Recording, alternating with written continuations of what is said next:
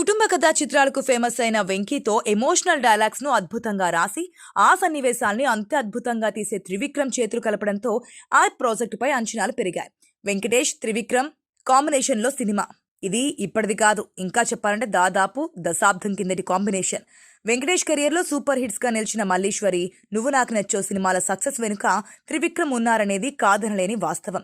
అప్పటి నుంచి వీళ్ళ కాంబోలో సినిమా కోసం వెంకీ అభిమానులు ఎదురుచూస్తూనే ఉన్నారు. కానీ త్రివిక్రమ్ రేంజ్ మారిపోయింది.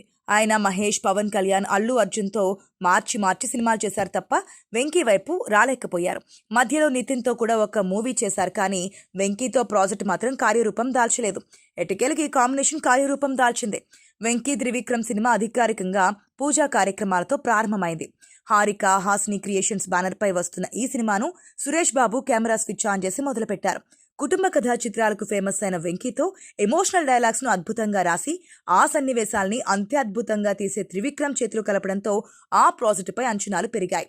అల్లు అర్జున్తో సినిమా చేయాలని త్రివిక్రమ్ ప్రయత్నించారు. అతడి కోసమే చాన్నాళ్లు అలా ఉండిపోయారు. అల్లు అర్జున్ వేరే ఆలోచనలు చేయడంతో వెంటనే ఎన్టీఆర్ వైపు వచ్చారు. త్రివిక్రమ్ చెప్పిన కథకు ఓకే చెప్పాడు తారక్. కాకపోతే ఇప్పటికిప్పుడు సెట్స్ పైకి వచ్చే పరిస్థితి లేదు. సో ఈ గ్యాప్ లో వెంకీతో సినిమాను పట్టాలపైకి తీసుకొస్తున్నారు త్రివిక్రమ్. సంక్రాంతికి వస్తున్నాం సినిమాతో కెరీర్ లోనే బిగ్గెస్ట్ హిట్ కొట్టి తన మార్కెట్ ను అమాంతం పెంచుకున్నారు వెంకటేష్. త్రివిక్రమ్ తో సినిమా లాక్ అవడానికి ఇది కూడా ఒక కారణం.